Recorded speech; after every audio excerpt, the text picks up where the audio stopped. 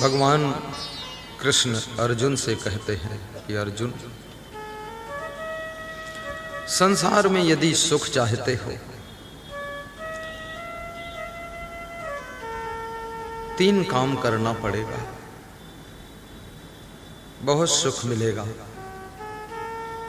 युक्ताहार विहारस्य, युक्त चेष्टस्य कर्मसु, युक्त स्वप्नाओ बोधस्य, योगो भवद दुःखः। यथा योग्य आहार विहार कीजिए, यथा योग्य कर्म कीजिए। देखिए, यथा योग्य शब्द जो युक्त शब्द आया है, युक्त चेष्टस्य कर्मसु,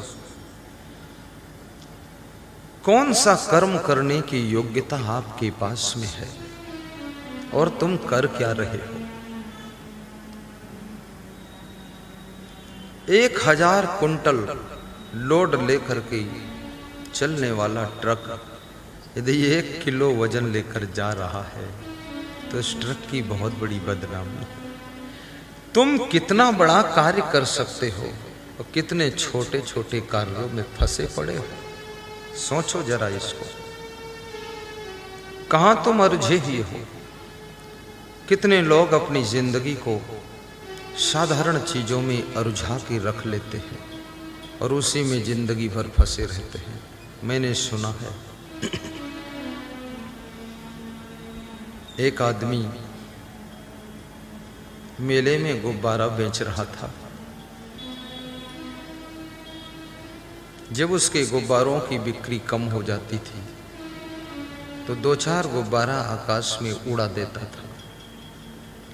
आकाश में रंग बिरंगे उड़ते हुए गुब्बारे देख करके बच्चे मचल उठते थे और अपने अपने मम्मी पापा से हट करते कि मैं भी गुब्बारा लूंगा, मैं भी लूंगा।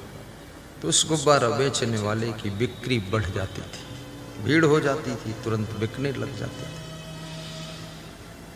माल बेचने के लिए कुछ माल फ्री भी दे देना पड़ता है। जब अंग्रेजों ने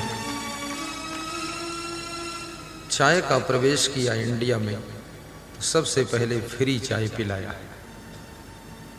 आज वही चाय आधा कप पानी 10 रुपये का, 5 रुपये का मिल रहा है।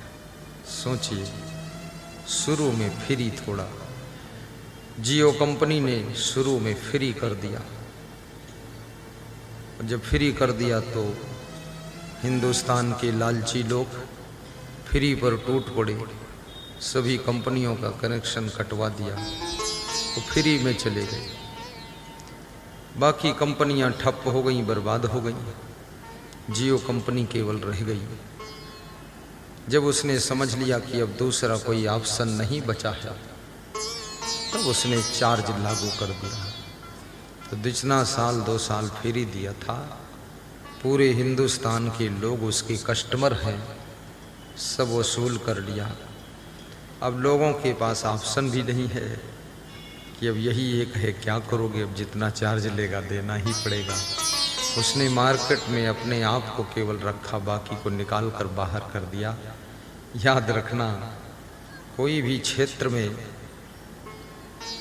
जब तुम इकलौते हो जाते हो तब तुम्हारा साम्राज्य स्थापित हो जाता है, और जहाँ बहुत भीड़ होती है वहाँ तुम्हारी खींचातानी बहुत बनी रहती है।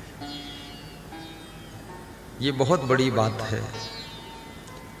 बिजनेस कोई साधारण बुद्धि का खेल नहीं है।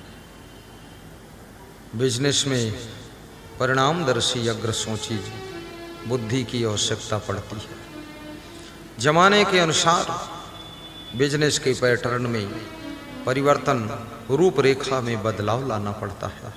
राजनीति भी पुराने ओल्ड मॉडल की अब नहीं रही है। राजनीति में भी बहुत खिलाड़ी आदमी की आवश्यकता है, और वह आदमी सब जगह ज्यादा सफल होता है जिसके अंदर सम्मान की चाहत नहीं है, जो सबको सम्मान देना चाहता है और खुद के सम्मान की याद भी नहीं जिसको है, वो व्यक्ति कभी असफल नहीं होता है। और दूसरों को सम्मान देने वाले लोग कभी अपमान के पात्र नहीं होते।